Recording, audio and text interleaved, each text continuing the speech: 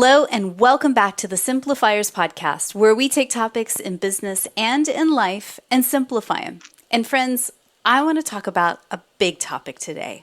I want to simplify change. But actually, you know what? I've been talking a lot about change over this last year, and hello, it's 2020. It is the timely topic of the decade for sure. But I actually want to talk about unwanted change. When things go sideways, completely out of the blue, unexpected, and you're left picking up the pieces afterwards. So I had to find the right expert and the right guest to lead us through this conversation today. And I think I have. Her name is Miriam Neff, and she is a former high school teacher and counselor and also the author of, 11 books, one of which is Where Do I Go From Here? Bold Living After Unwanted Change. Now, she's the founder and president of Widow Connection and has several projects for widows in Africa. Her late husband, Bob, was the former vice president of Moody Broadcasting Network, and she has also created 1-minute features on new beginnings and starting over financially. Now, you might actually recognize her voice as soon as she starts talking because she is a regular on Building Relationships with our good friend, Dr. Gary Chapman. So I'd like to welcome to the Simplifiers podcast, Miriam Neff. Hey, Miriam. Good morning. Mary, it's so good to be with you. And this is one of those topics I wish I wasn't an expert on. Who wants this? But welcome to my life. I know. And actually, today I have a very good life. So I can say really good things come from this. So I'm not just telling you a theory I read about or because I was a counselor before, I can talk about the academics of it. No, that's not my life. But it's something that I think is very important to talk about today. Yeah. And, I think a lot of us that have had any sort of unwanted change, whether big or small, never wants it to happen in our life. Like it's something that we seem to be going along, we're in our hamster wheel, we're chugging along, and then something completely happens that sideswipes us. And it's hard. It smacks you across the face and you realize that, wow, the life I had prior to that thing, I can no longer go back to. What are you finding also is the typical first reaction for most people when big unwanted change happens?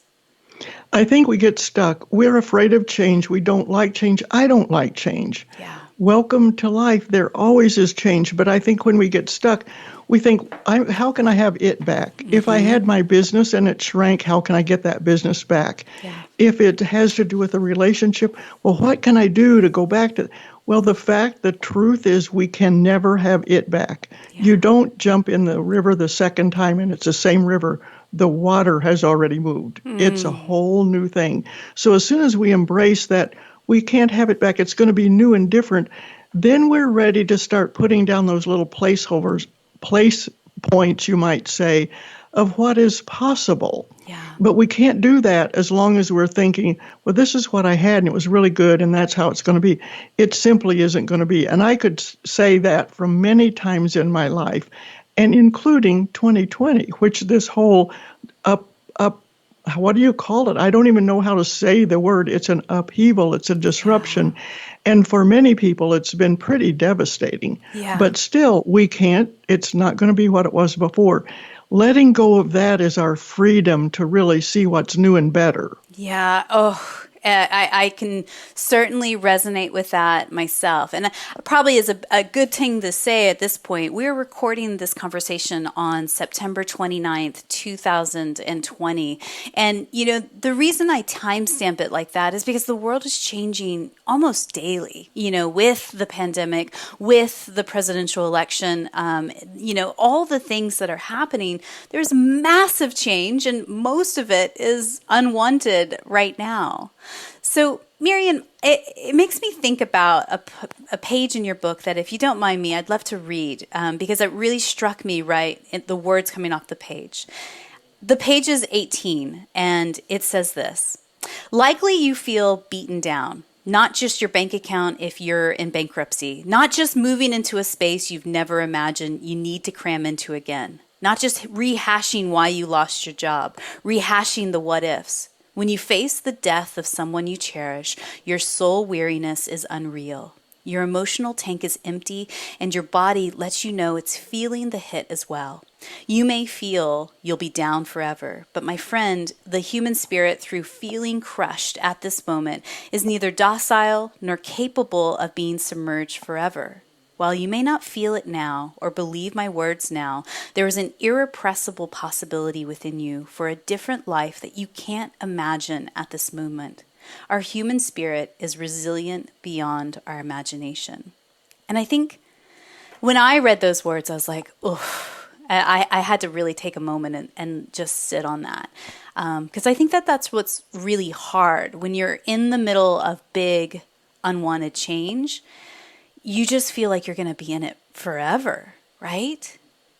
Exactly. But one of the things I suggest, and it sounds simple, but it takes a lot of strength to do this, take a personal inventory. In other words, you're not looking at the past now. And for some people, it'll be like, well, what got me to where I was at this point? And one of the things I know for me is my Creator God made me in His image. And God is a creative God. Yeah. Therefore, within me is creativity. I might not have tapped it before, but many people listening to us talk today, they have some creativity in them that's been untapped in a new way. Another thing, many of them have a work ethic that helped them get to the place where they had what they had. The work ethic hasn't gone away. The fact that you have a degree of math, or at least are able to do a budget and do things like that, you still have that. Yeah. And you also have this incredible perspective that you're not giving up. Those are things, and think about your own personal inventory. What are the things about you that made you successful or got you going before? Those haven't been disrupted. Yeah. Yeah. Maybe the way you're using them is disrupted, but those haven't been disruptive. That's a powerful, powerful tool to just take a personal inventory of what have you got within you, because that's still there. And I think that that's so true, because I think when you do get sideswiped, let's say you lose your job, or worse, you lose a child, or something else devastating happens, it just feels like, your whole life is broken into a million pieces on the floor, and you're attempting to desperately put it all back together. But you talk in the book that's actually the wrong thing to do. To trying to glue it back is not the best thing to focus on. What is better then? Well, one of the things I warn against is warning against hoarding, hiding, handing out. In other words, trying to get people's favor by taking them to dinner or giving kids gifts or being friend to kids after divorce instead of mom, or, all of these things that we can do. We can hoard, we can hang on to stuff. So those are dangers. A void never stays empty. But those are not good things that you want. So one of the things I encourage is, when you've done that personal inventory, think of something you have wanted to try at some time and do that. Now, for me, I'm a bit of an adventurer. So I've done some things when I was single again, which wasn't of my choosing, that my husband would go to heaven as early as he did. But I did some hiking, and yes, I jumped into Crater Lake in Oregon. That was not a smart move. That was kind of stupid. And I've climbed Machu Picchu. But for me, it's like that outdoor thing of looking at what God has created and kind of pushing myself a little bit. Now, someone else may say, no, I want to come up with some different business models. I was doing this business before. It looks like it's not coming back. Yeah. What other need do I see? What about other moms homeschooling or e-learning their youngsters at home? What kinds of things do they need? Maybe you're going to invent a mom's assistant kit. I don't know. Yeah. You can tell I'm not that kind of creative person. I have creativity, but not that. Yeah. So you start seeing needs, which obviously you did before. That's why you created the life you had before. Yeah. So you start seeing a need that's a little different. I would have never imagined I would be trooping to these different countries in Africa, training young widows in a skill so they could be self-sufficient. Yeah. But I looked around and I thought, I'm a widow. These are things I'm suffering. But look at those women. They're suffering more. What can I do about that? It gets your eyes off yourself really quick. And I think that that's the secret, right? Is shifting perspective off of whatever situation you're in. And when you're able to just zoom out just a little bit from whatever muck and mire you're stuck in, it does change your perspective. So, Miriam, what it really sounds like to me, I mean, just even in the beginning of our conversation, it sounds like your deep spiritual beliefs in Christianity is really that foundation for you in navigating the muck and mire and unwanted change. How is that really helping you? Well, for one thing, I looked at what had gone wrong for me and the things that I was suffering when I became a widow way too young. Yeah. But then I began to look at people I remembered because I'd traveled with my husband pretty extensively. And I remembered these young widows in Africa, and they had it so much harder than me. And I thought, what can I do for them? Yeah. And then I started traveling, and we have training projects there. Some are trained in a tailoring skill, some in baking, depending on their location. It changes their life to have a skill, and I began to focus on them and not me. Yeah. And that's one of those things. It's like, wow, I never imagined I would be very happy sleeping in a hot tent, no running water, during the night, the light is the moon. Yeah. And that, again, So, that's it. That's the zooming out of your situation, seeing that there's a different perspective out there, understanding what other people are going through, empathy and compassion, right? well, and you may say, well, you're kind of extreme.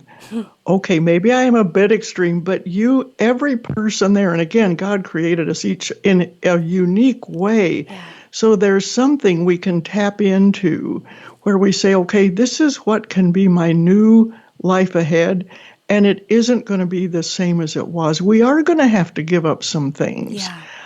but we get incredibly blessed opportunities along with it to where I think, I have a really good life today. I don't Mm-hmm. look at other couples and think, I wish I had my husband or remarried, or I don't do that. Yeah.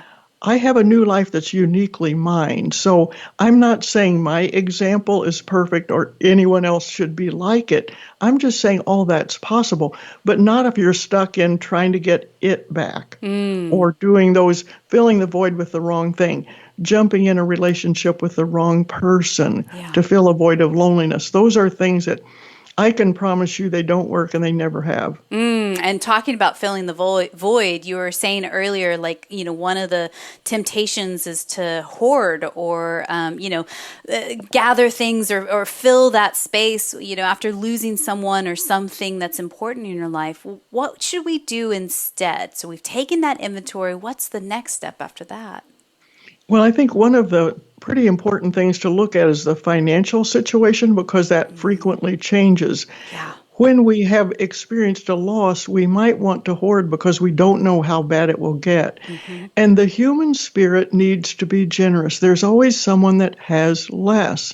So I encourage paring down, cutting things out of your budget. I mean, there are things that I don't do, and I won't mention them because women are different. Yeah. I can learn to love oatmeal. So there are things that we can do so that we have something to be generous with others. And when we look at someone who's gone through things and they've had a loss too, and we can help them, we both are stronger together. And that's an important thing. And getting that financial piece in order, which I'm not saying it's easy. No one else will create your good plan. You had to take your own personal inventory, not borrow someone else's. But it's very empowering, too, to say, you know what, I can live on less, and then I might do some saving for starting my next entrepreneurial thing Yeah. or coming alongside of someone else to help them, getting our eyes off ourselves.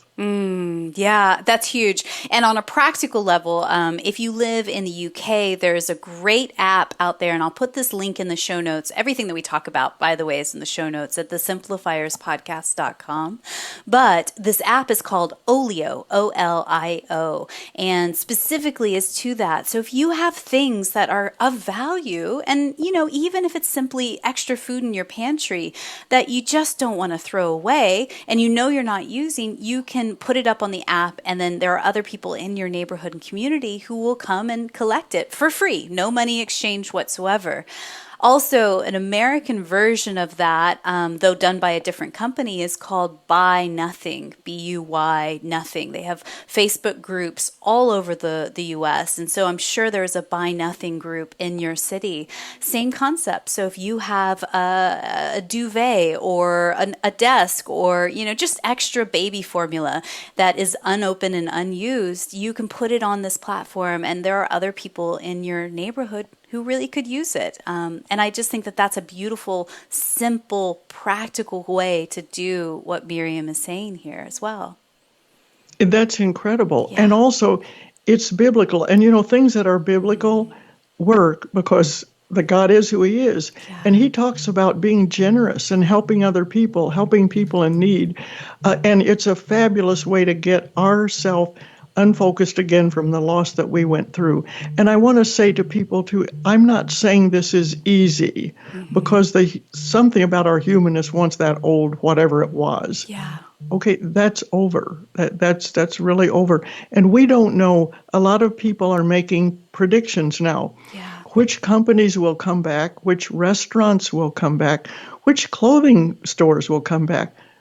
Fact is, we don't know. Yeah. But we do know that if a foundation was weak before, that business or that whatever that is going to be vulnerable. And that's kind of our wake-up call. What's the foundation in my life? What matters?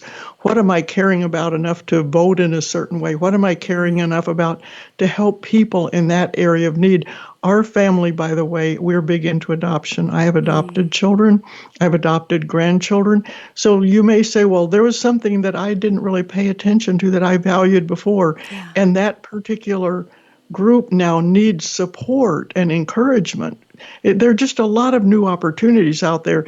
Can you tell I'm a bit on the optimistic side for things are going to be different? Yeah, 100%. And I'm so appreciative that you mentioned you're an adoption family because I was actually adopted at birth as well. And, so incredibly grateful for that because, it gave me the life that I have now.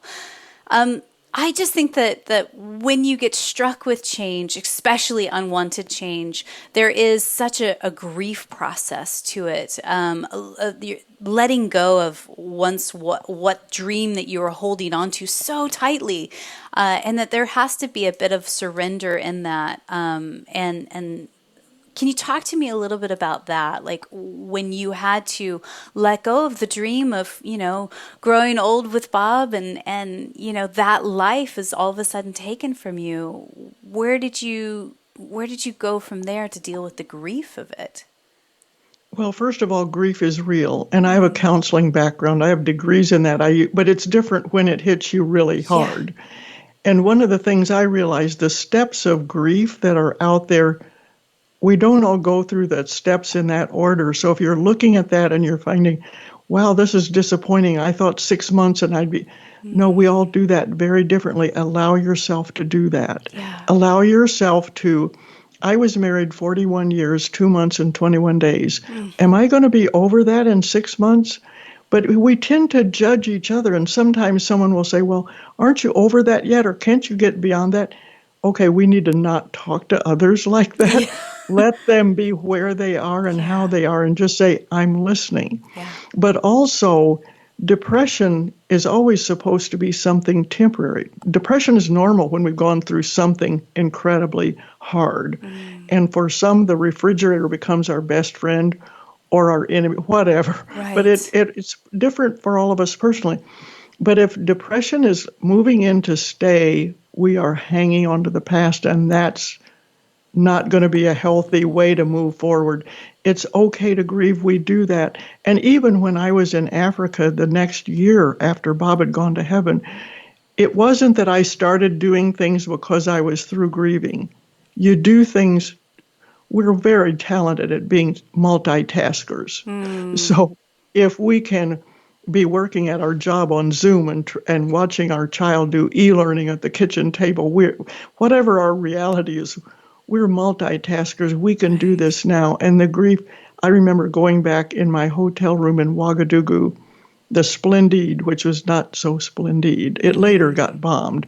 But I remember that night in that hotel room thinking, Lord, I've got to do something about this. And I wept and wept and wept. And both at the same time, the same night, were empowering. Yeah, and I think that there is release in allowing yourself to cry, because I think that a lot of us, I'll put my hand up as well. We think, well, we just have to keep a stiff upper lip and chin up, and can't cry because I got 80 billion things I need to be doing today. And I think sometimes a good weep is exactly what you need to release it, that the energy up and out of you. But I am a Christian as well, and getting it up and out in prayer releases that. It's all of a sudden not on your shoulders, primarily you solving this thing all by yourself. You realize that you're actually fully supported and from a higher power, right? Oh, for sure. And the science of tears is that what comes out in those little drops of water is healing and healthy to us. So, and I won't go into the science of tears, but someone that wants to research that will find out it's a very healing process. So to stifle it means we're hurting ourselves. Yeah. Now, I don't like to cry in front of other people, but sometimes we do. I cried at the deli counter when I no longer needed to pick up the kind of meat Bob wanted. It's like, and then I look around like, who's going to see this person crying over chicken roll? This is just ridiculous. Yeah. Let's be real. And Mary, that's one thing I love about what you're doing. Let's be real about this and talk about these things and learn from each other. Someone has a tool idea that I can pick up and I'll grab that. Maybe I have a tool idea that will help somebody else. Yeah, that's it. So you talk about in the book that forgiveness is not just recommended, but required. Like, why is that in your mind? Well, I'm going to say it in a really ordinary, almost corny way. Holding a grudge is a really heavy backpack. It's an incredible heavy backpack. And it may be that someone else, maybe their business decision did hurt your business, or maybe their slap on your reputation was incorrect and cruel, but it stuck. We could go through any number of things that were a part of this. But the truth of the matter is you can't make them sorry. You can't make them ask your forgiveness. You can't make what happened go away. Yeah. The only thing you can do is say, I'm not going to carry that backpack. That is a backpack full of stones. It does no good. Again, how can I leap off a cliff? How can I climb Machu Picchu? How can I run? How can I move forward if I'm carrying that? And as I think it takes faith to be able to really release that. One scripture says, as much as lies in you, be at peace with all people. Well, there's some people you can never go back and be their friend, or you can never go back and be their business partner. Yeah. We don't need to do stupid, but we can say, okay, I'm not going to let that be a weight in my life. And forgiveness is incredible freedom. And it sounds like, truthfully, you're forgiving others in that process and letting go of that backpack, you say, but you're also forgiving yourself. Because I think that there is, and again, I can only talk from my own personal experience, when I've made a blunder or a mistake, or, somebody has done me wrong, and I maybe, that resulted in that unwanted change. You go through this internal battle of shame or embarrassment or guilt, or, oh, I should have done that better, or I should have just stopped talking entirely. I think there's forgiveness for yourself in that too, right? Oh, for sure. I am a human with such clay feet, except I think the clay goes up to my knees. So I've got to forgive myself. Yeah. I would have liked my husband during his illness to have had a perfect wife who saw and did everything perfectly. I did the best I could. Yeah. And he had a really good 3-year journey through ALS, as good as we could make it here in our home. Yeah. But I had a lot to forgive myself. And every one of us, and we can do that with a marriage, and we can say, yeah, I wish. But we don't go back to the past. Like we started out from the beginning of our talk, you can't have it back. Yeah. And so, okay, so if we're moving forward, eyes set forward, living boldly after unwanted change. First off, how do you define living boldly? And what are some ways that you've cultivated more boldness? And you said you jump off a river and you've been hiking and going to Africa. Tell us more about that. Well, I think living boldly is being willing to try the hard thing. Yeah. And I'll give one example. The first time I did a training in Mozambique, the Mokotweni village, I thought I had prepared so well. I mean, I had the money in hand, I'd wired the money, I had tickets, I had all this stuff planned, I had a partner on the ground. I thought, and I've never done this before, so let me tell you, almost so many things went wrong because I didn't know that at an airport, no one's going to be there to pick you up with a little sign that says Neff. Yeah. And when I traveled with Bob, there was someone with a cardboard sign that said Neff, Neff. Okay, I don't have that anymore. No one there to pick me up. It's getting dark. It's a third world airport. What do I do now? Well, I hadn't made arrangements for all of that myself. And I learned that I had expectations that weren't happening. My trainer that I hired a really good tailor to train these women. Yeah. She went to sleep, leaned her head against the thatched side or the thatched wall, went to sleep. Fortunately, I knew how to do all this stuff from a little poor girl on a farm growing up having to make her own clothes. Yeah. So here's something I didn't think God would ever use again. I had a translator. I trained every day with those women, got to know them well. With the translator, they wanted me to see their home, see their corn patch. So all the things that I messed up and were weaknesses turned out to say, okay, Miriam, you didn't know you were going to have to do this. Well, you can. Well, you can. So I think that I say that to encourage people to know that you can do things you didn't know you could do, but you don't know till you put your foot in the water. Yeah. And, I have also learned that through big change and big shifts in life, you are so much more resilient than you give yourself credit for. Like, it's just, you go, wow, like you take stock of the last 30 days or the last 6 months of your life and you go, you know what? I'm still standing. I woke up this morning and actually I should give a little bit of credit to that, you actually are built to do hard things. Like you can do so much more than maybe you actually give yourself credit for, right? I can just say one word, amen. Yeah. Amen.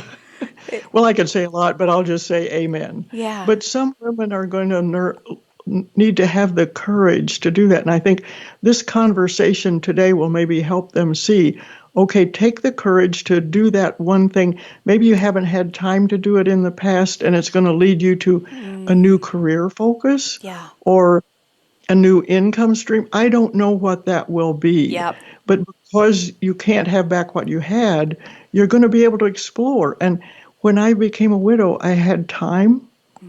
I mean, I didn't have I say I was unemployed and had no social life. Both of those were true because I'd retired from my career.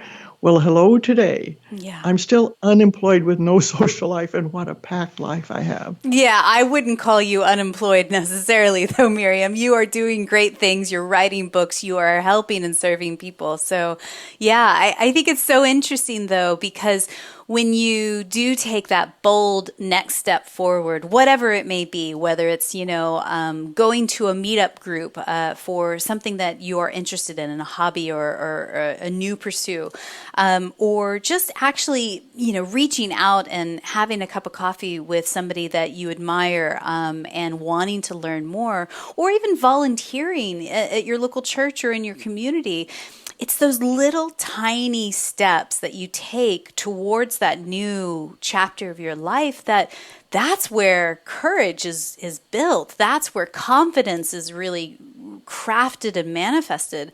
And that is where I find momentum. It feels daunting when you're in the muck and the mire of whatever big change you're in, but it's the tiny steps that add up that start taking you to a new reality. Oh, for example, a friend of mine that was a school bus driver, which, by the way, that job is not needed so much these days in my area anyway. But so she started volunteering in a food pantry and found out that the bus driving thing, part of it was she cared for people. And in the food pantry volunteer thing, where she eventually got on staff, she was caring for people. Yeah. So it's back to that personal inventory thing. What matters to me? Yeah. what am I built of? What's created in me? What's my DNA? Yeah, and back to what you're saying earlier of instead of looking at the past and trying to put the pieces together again, continuing to look to the future and to the now. What kind of tips would you give people who are wanting to create that new vision of where they're headed next? What would you say to them? Surround yourself with people to encourage you. Yeah. I have had people say to me, "Well, Miriam, I couldn't do that. Wow, that's really hard. I couldn't do that." And I tend to decide to listen to them less because I need people encouraging me, saying, "You know what? That sounds like you. That sounds like a real need. Yeah, somebody should be doing that." So it may be that there are people around you that you have to say, "I'll listen to them less," especially if they're complainers Yeah. or they're tying you or saying, "Yeah, you have a right to be angry. Do this, think about that, write that nasty thing on whatever." Those kind of people, we don't need those speaking into our life. Right. And in fact, some of them we may need to not be around, and they need to learn that maybe they need to change their outlook a little bit if they want to have people around them. Yeah, yeah, that's so huge, Miriam. I 100% agree with that. And for a lot of people who are listening who are self-identified people pleasers, it may sound really hard to take in stock of who you surround yourself with and start to, if for lack of better words, edit out people who are maybe not as healthy relationships for you. But I think that is incredibly important. You are the 5 people you talk to the most in your day-to-day life, right? And those voices, those opinions are seeping into your daily actions, your tiny steps that forward or staying stuck and not moving forward whatsoever. So I think it's solid advice. Well, and let's put a picture to that. I talk about in the book, Where Do I Go From Here? Bold Living After Unwanted Change, having a board of directors in your brain. A room in your brain. You have one, whether you acknowledge it or not. I sit at the head of that board of directors table, Yeah. but I invite 6 people to pull up their chair to my table, and I identify what those people need to be: an encourager, someone with common sense financially, Yeah. someone who's been through the similar loss and can coach me through it. But you invite people to pull up their chair. Yeah. You invite people to sit at your board of directors. People don't just crash in and say, "Well, I'm going to come in and tell you you blew it. You're what you can't do." And you can't say, "Well, my kids will have a chair at that table," because they might be saying, "Oh, Mom, you can't," or "I don't know, that feels kind of like we're ignoring what Dad did." Oh, they're your children, and they Yeah. may have good things to say, but you pick who sits at that table. And I talk about that more in the book, but that's a visual that every woman can have. You're listening to people anyway, so why don't you pick who you're listening to? Yeah, I mean, I love that visual, and in business terms, that of course you have a board of directors or advisors that help you make big financial decisions or big, decisions that grow or sustain your business. Why not apply that in your personal life? It makes absolute sense. But the reality is, a lot of us let the junk seep in, whether it is negative or cynical personalities or people that are stuck in one mentality and their junk and travels over to you, right? Or you let just noise into your life, whether that is binge watching reality TV shows, thinking it's an escape, but actually it's just empty calories for your brain and your heart, right? There's so many times, and again, this is just me speaking from my own life, no judgment, no shame, where you go to these empty calorie kind of places looking for soothing or comfort or whatever. And it's not actually helping. It's not actually giving you what the deep support and the deep encouragement that you're looking for, which I think comes in reality, when I actually take a step back, it comes from sunrise walks with my dog. It comes from prayer, meditation. It comes from journaling or surrounding myself with good people. Yeah, I think a lot of what you're saying makes a lot of sense to me, of assessing where the goodness comes in your life and learning how to discern that, right? And taking time to do it. Yeah. How often do you, in your busy life, pick up that journal Yeah. in a space that's quiet, or maybe it's a journal you're not writing it because you're out walking, but you take that personal inventory. We don't applaud that in people's lives. Yeah. Race ahead, do the next thing. What's on your to-do list? Keep going, keep going. Personal inventories don't happen on the racetrack. The racetrack of life doesn't allow for that. But I think it's incredibly important, and that's where you begin to say, well, what's next, and what really fits with what motivates me. It's like, and again, you're all so young, but when I was a little girl, going out to recess at school was a big deal. Well, what's your going out to recess moment? What would you like to do? And like seeing these young widows learning to tailor and making money for themselves, that's at this stage of my life, that's a going out to recess moment. Yeah. I realize that my next question is probably a loaded gun and probably its own episode altogether. So maybe I need to invite you or your daughter back for a part 2 of this conversation. But I think that going back to what you were saying earlier of just first steps in financially recovering from a big change, like where do we even begin there? Well, okay, for one thing, Val and I have done a video series, and it's on a couple of websites. It's on widowconnection.com, and you'll see Val and I. And she's a lawyer and a CFP, and I'm just old and experienced. But we really have fun together, and we give a lot of 26 different topics on money, and some of them have to do with really good business practices. But it also has its own website, wisewomenmanagingmoney.com. Yeah. So you can see those videos, but we also have a book contract. So it will be a book one of these days. But Val and I have the balance of the practicality of how to start your own plan, your own financial plan. And she's a lawyer, CFP, entrepreneur. So while it's a personal plan, you also need that in your business. We're finding with this pandemic, if a business didn't have that 3 to 6 month, what's all recommended by every good financial planner, that pad in your bank account for your business, also true for personal life. If you didn't have that, you're in trouble. Yeah. So it's kind of an overlapping wisdom for people in their personal life with also the financial plan. And Valerie and I would have a good time coming back. She's a hoot, by the way. I don't know where she gets that, but anyway.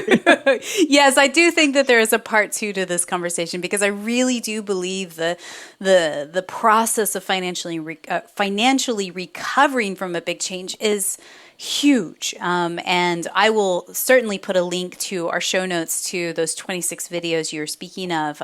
Again, the simplifierspodcast.com is where you can find those to get linked up and watch those videos. And I've seen a few of them, and I really do think you guys are onto something. It's scary at first, I'll be honest. But once you start to build bit by bit that information foundation to your finances, it's not as scary. It's just a matter of equipping yourselves with the right tools in your tool belt and then taking action and doing the thing.